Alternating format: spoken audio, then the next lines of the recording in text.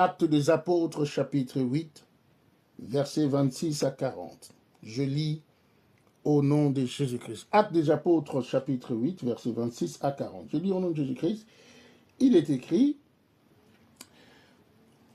un ange du Seigneur s'adressant à Philippe lui dit: lève-toi et va du côté du midi sur le chemin qui descend de Jérusalem à Gaza, celui qui est désert.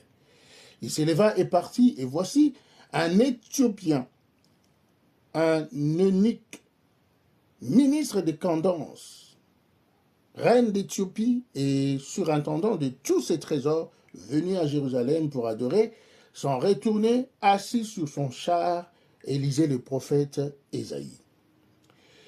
L'Esprit dit à Philippe: avance et approche-toi de ces chars.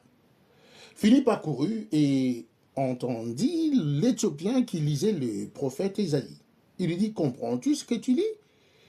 Il répondit: comment le pourrais-je si quelqu'un ne me guide? Et il invita Philippe à monter et à s'asseoir avec lui. Le passage de l'écriture qu'il lisait était celui-ci: il a été mené comme une brebis à la boucherie, et comme un agneau muet devant celui qui le tond, il n'a point ouvert la bouche.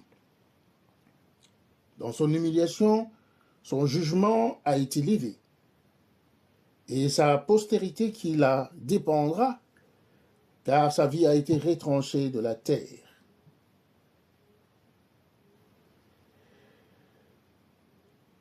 L'eunuque dit à Philippe: je te prie, de qui le prophète parle-t-il ainsi? Est-ce de lui-même ou de quelqu'un d'autre? Alors Philippe, ouvrant la bouche et commençant par ce passage, lui annonça la bonne nouvelle de Jésus. Comme ils continuaient leur chemin, ils rencontrèrent de l'eau. Et l'eunuque dit: voici de l'eau.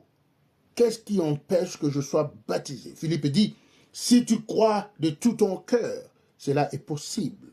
L'eunuque répondit, je crois que Jésus-Christ est le Fils de Dieu. Il fit arrêter le char. Philippe et l'eunuque descendirent tous deux dans l'eau, et Philippe baptisa l'eunuque.